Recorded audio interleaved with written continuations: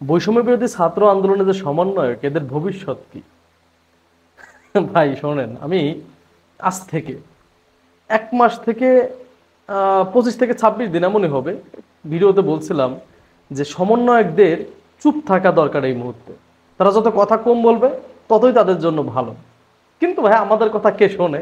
তাদের তো কথা বলতে হবে, তাদের শরীরে রক্ত গরম। তারা শেখ হাসিনার মতো এত বড় এক স্বৈরাচারের পতন ঘটাইছে, এইটার অহংকারে তারা বাঁচতেছে না, তারা অহংকারে জ্বলতেছে। তাদের সবার সামনে কথা বলতে হবে, মিডিয়াতে আসতে হবে, সভা সমাবেশ করতে হবে, বিভিন্ন জায়গায় কথা বলতে হবে, সব কিছুতে মানে হাইলাইটে তাদের থাকতে হবে। হাইলাইট থাকার ফলে কি হয়েছে বলেন? আজকে শুধু সমন্বয়কদের না, আজকে আমি কিছু কথা বলবো, আপনাদের বিরুদ্ধে গেলেও আমার কিছু করার নাই। কে জামাত করে, কে চরমনাই করে, কে কি করলো, আই ডোন্ট কেয়ার। আমার কথাগুলো বলতে হবে। কথাগুলো আপনারা শোনেন না শোনেন সেটা আপনাদের একান্ত ব্যক্তিগত ব্যাপার। আজকে আজকে আমরা যারা কথা বলতেছি, টিভি চ্যানেলের সামনে আসলে একটা মাইক্রোফোন পাইলেই যা তা বলে দিচ্ছি। ভাই, তোমাকে আজকে বিএনপিকে নিয়ে কথা বলার আগে তোমাকে চিন্তা করতে হবে তোমার পায়ের নিচের মাটির অবস্থান কি।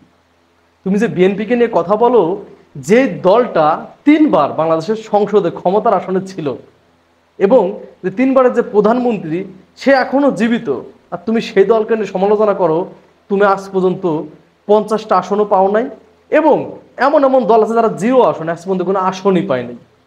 যে এমপি এমপি কেমন, এমপির আসনটা কেমন এইটাই বসেও দেখে নাই, তারা আজকে বিএনপির কে নিয়ে সমালোচনা করতেছে। এই যে আজকে জামাত ইসলাম, আওয়ামী লীগ বিএনপিকে নিয়ে কথা বলতেছে। ভাই, এই জামাত ইসলামকে যদি জিয়াউর রহমান ফিরিয়ে না আনতো, রাজনীতি করতে পারতো বাংলাদেশে? বলেন, এদেরকে ফিরিয়ে আনছিল কে? গোলাম আজমকে যখন ফিরিয়ে আনে তখন গোলাম আজম তো বাংলাদেশে তার নাগরিকত্বই ছিল না। এটা আপনারা ভালো করে জানেন। 94 না 96 সাল পর্যন্ত সে অবৈধভাবে বাংলাদেশে ছিল। 1971-এ স্বাধীনতা বিরোধিতা করার জন্য 72-এ তাদেরকে কি করে, নাগরিকত্ব বাতিল করে দিয়েছিল বঙ্গবন্ধু শেখ মুজিবুর রহমান সাহেব। পরে তারা দেশ ছেড়ে চলে যায়, এবং শেখ মুজিবুরের পতনের পরে, তাকে মেরে ফেলার পরে জিয়াউর রহমান যখন বহুদলীয় গণতন্ত্র প্রতিষ্ঠা করলো তখন সবাইকে দেশে ফিরিয়ে আনলো। তখন তো গোলাম আজমকে ফিরিয়ে আনছিল কে? জিয়াউর রহমান সাহেব। আওয়ামী লীগকে ফিরিয়ে আনছিল কে? জিয়াউর রহমান সাহেব। এখন দুই দলে যদি প্রতিষ্ঠাতা ধরতে হয়, তাহলে প্রতিষ্ঠাতা হিসেবে জিয়াউর রহমানকে ধরতে হয়। হ্যাঁ, কারণ তাদেরকে তো ফিরিয়ে এনে রাজনীতি করার সুযোগটাই করে দিয়েছে জিয়াউর রহমান। আর আজকে আমরা মাইক্রোফোন পাইলে, মানে টিভি চ্যানেলের সামনে বসলেই মাইক পাইলেই মনে করেন যে যাতা বলা শুরু করছি। যাতা ভাই বলতে হয় না, সব জায়গায় সব কথা বলতে হয় না। আপনাকে যেই কথাটা বলেন, আপনি সংসদে 50টা আসন পাওয়ার ক্ষমতা রাখেন না, কিন্তু যে বিএনপি, তারা সারা বাংলাদেশে কিন্তু ওই অনায়াসে আগামী মানে সরকার গঠন করার মতো তাদের আসন পড়ে আছে। তারা কিন্তু এত লাফালাফি করতেছে না, তারা চিন্তা করতেছে অন্যটা।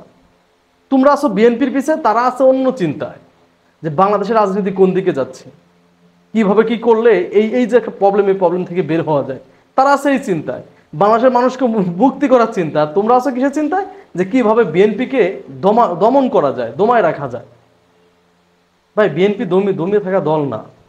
মানে আমি সত্য কথা বলবো, হক কথা বলবো, তোমরা যেভাবেই নাও, বিএনপি দমে থাকা দল না। বিএনপিকে দমায় রাখতে কেউ পারে নাই। স্বাধীনতার পর এমন ইতিহাস, হিস্টোরি নাই যে বিএনপি বাংলাদেশ ছেড়ে পালাইছে।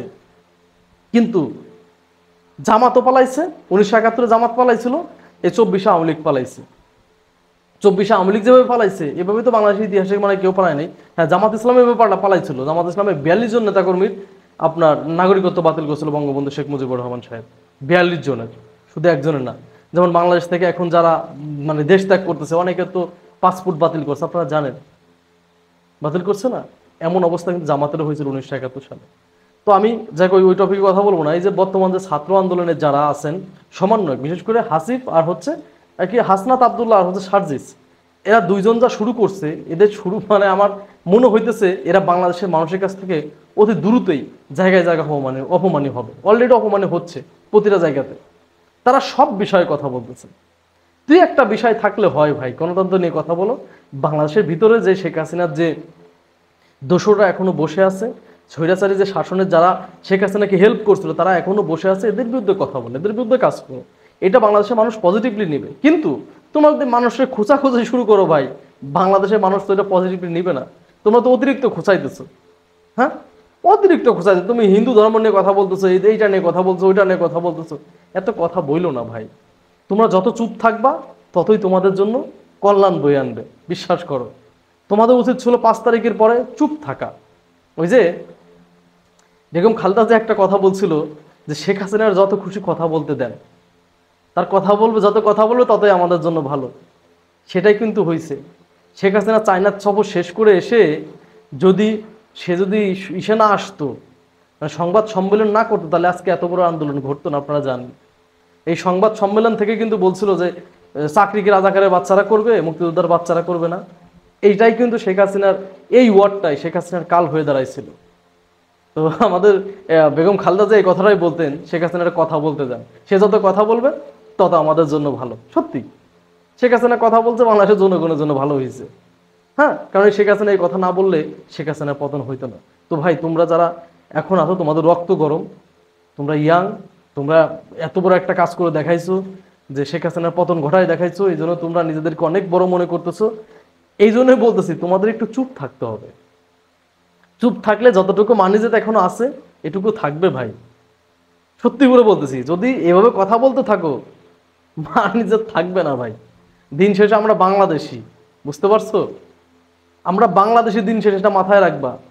বাংলাদেশে কিন্তু যারা গুণী মানুষ তাদের জায়গা হয় না, ভুলে গেলে চলবে না। বাংলাদেশে গুণী মানুষের জায়গা হয় না, কিন্তু আমরা একটা সিস্টেম চাই যে গুণী মানুষের জায়গা বাংলাদেশে হবে।